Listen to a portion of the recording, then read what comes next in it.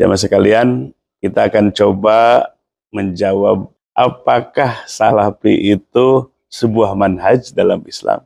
Salafi itu dari salaf artinya terdahulu, menunjukkan satu periode. Nabi SAW bersabda, khairun nas qarni, tsummal yalunahum, tsummal yalunahum. Artinya, sebaik-baik manusia adalah di zamanku, kemudian zaman berikutnya, dan zaman seterusnya.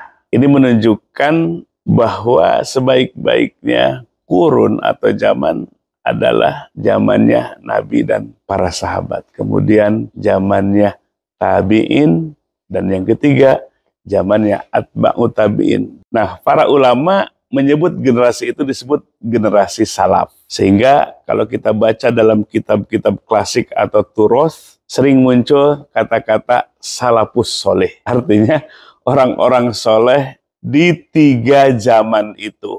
Jadi salaf itu bukan sebuah metode, tapi fase atau zaman di 3 generasi tadi. Kalau salaf itu disebut manhaj, betapa kesulitan. Sebab manhaj itu adalah torik, jalan yang jelas atau metodologi. Bagaimana kita bisa menjadikan semua ulama-ulama, semua para sahabat, tabi'in dan atba'u tabi'in yang jumlahnya banyak sekali, bisa disatukan dalam satu manhaj, dalam satu metodologi. Betapa sulit. Maka yang benar itu, ulama muslimin kan menisbatkannya itu bukan kepada zaman, bukan kepada salaf atau kholaf, tapi kepada individu ulama. Contoh misalnya, dalam fikih, ya, di abad kedua Hijriah itu tumbuh muncul subur ijtihad, memanfaatkan kreativitas dalam mempelajari agama.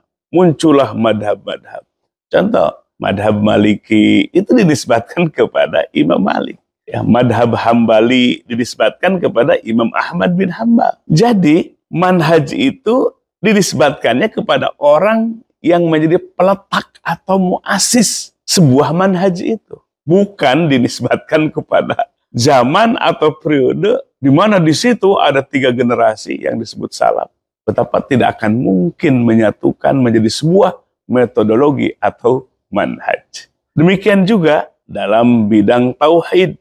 Ya, di abad ketiga ada Imam Al-Asy'ari. Tauhidnya disebut Asy'ari. Demikian pula ada Zunun Al-Misri, murid dari Imam Malik. Beliau mulai menulis teori-teori ilmu tasawuf. Jadi manhaj itu adalah dinisbatkan kepada orang yang menjadi muassis atau peletak. Ya, mudah-mudahan saudara kita, kaum salafi ini bisa memahami makna ini. Karena munculnya salafi-salafi itu adalah di abad ke-18 yang diangkat, yang dibawa oleh Syekh Muhammad bin Abdul Wahab sebagai pendiri dari Wahabi.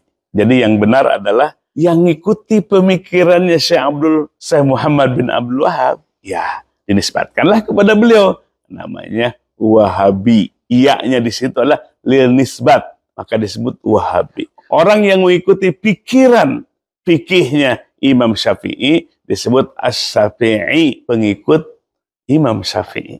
Mudah-mudahan menjadi penerang bagi saudara kita dan menjadi ukhuwah persaudaraan bagi semua saudara kita yang berbeda-beda manhajnya, yang berbeda-beda fikihnya. Yuk kita pelajari secara keilmuan, metodologi keilmuan yang mencerahkan pikiran dan batin kita. Wallahu a'lam bishawab.